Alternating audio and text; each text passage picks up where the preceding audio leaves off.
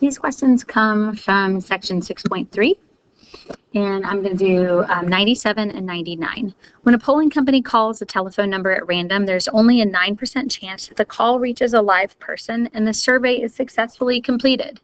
Suppose the random digit dialing machine makes 15 calls. Let X equal the number of calls that result in a completed survey. All right, notice that it's asking us to find a probability. I'm kind of noticing I have a probability of success. I have a set number of phone calls. So I'm kind of thinking that this is binomial, but before I use a binomial CDF, which is what looks like I need for part A, I need to check my conditions. So is it binary? Yes, because the call is either completed or not.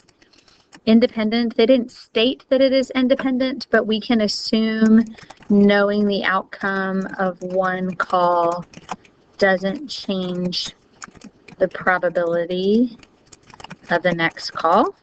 So that means it is independent. N is the set number of trials, and you just write that down. And then S is the probability of success, which in this case is 9%. Okay, so find the probability that more than 12 calls are not completed. Let X equal the number of calls that result in a completed survey. So if 9% is the probability of making a completion, then that means 91% is the probability of not. So I'm actually going to change my probability here to 0.91 because the question is asking about not completed. Because it says more than, I can tell that this is a CDF question. And I know it's binomial because of this. So we're going to go to a new page here. We go to probability and then distributions. This is a binomial CDF. So menu, probability, distributions, binomial CDF. I believe, let's see, this was out of 15 calls.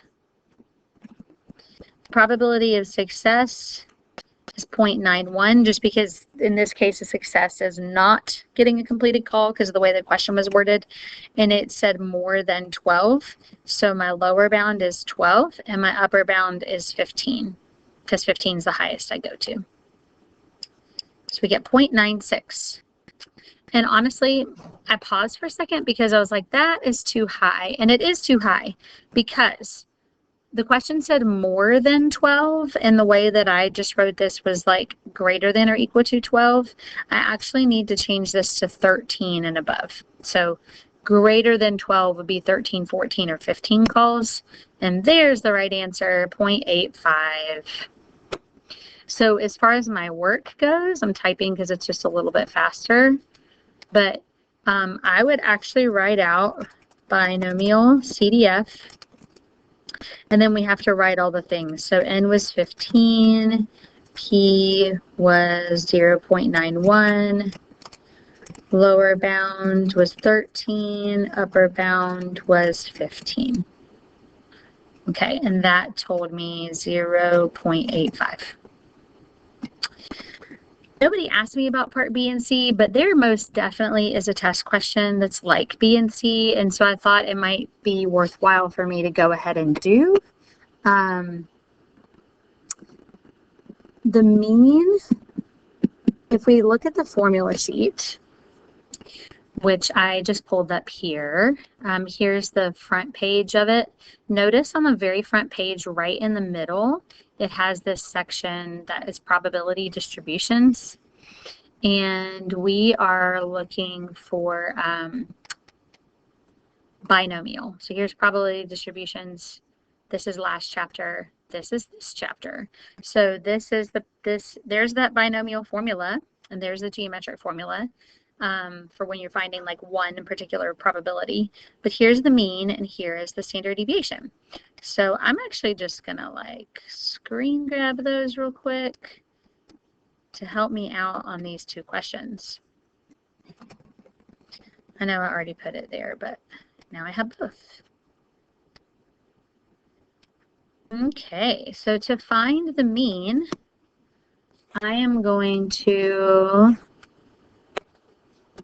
and it was the mean of X, and X was that resulted in a completed survey, so a completed.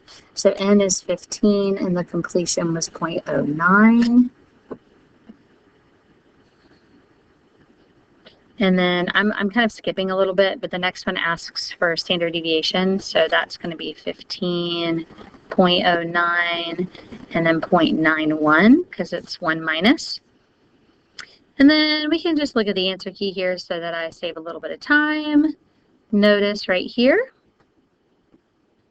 the mean was 1.35, and that's completed calls. So if the machine, and it asks you to interpret, so if the machine made many, many sets of 15 calls, the average number completed would be about 1.35 calls.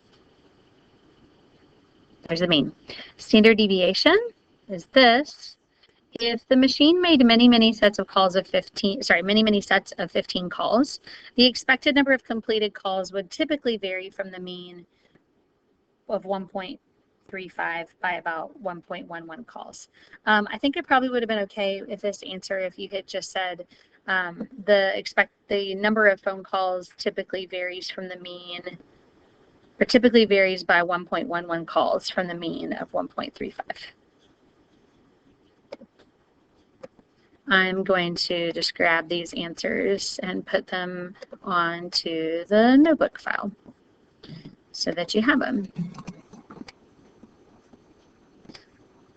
Okay, so that was question number 97 about a binomial variable. Question number 99 says a total of 11% of students at a large high school are left-handed. The statistics teacher selects a random sample of 100 students and records L equals the number of left-handed students in the sample. Explain why L can be modeled by a binomial distribution even though the sample selected was without replacement. This particular concept right here is not on your test coming up, but this is the 10% condition. Because they told us it was a large high school, we can assume that 100 is less than 10% of a large high school. I know that looks weird, but you actually can write that. Like 100 is going to be less than 10% of a large high school. So that is why we can assume that it's independent. Sorry, my handwriting is bad because I'm writing with my finger. Okay, so we're going to assume that this is independent because it meets the 10% condition. This is not a question that is on this upcoming test, but it will be in Chapter 7. Use a binomial distribution to estimate the probability that 15 or more are left-handed. So this is a binomial CDF situation. I just showed you guys how to check bins. Binary is left or right. Independence is the 10% condition that we just checked up here. N is 15, and then the probability of success is 11.11. So this is binomial, which means that we can use binomial CDF. I know it's CDF because it says or more.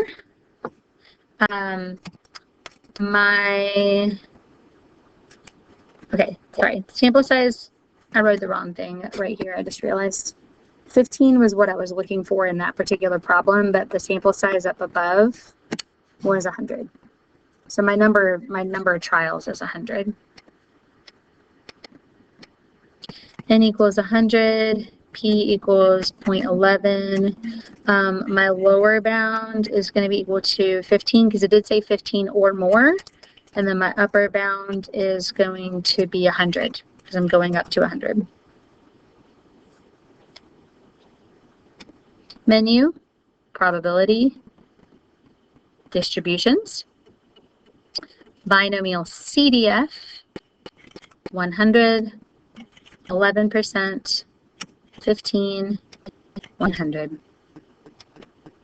There we go, 13.3%.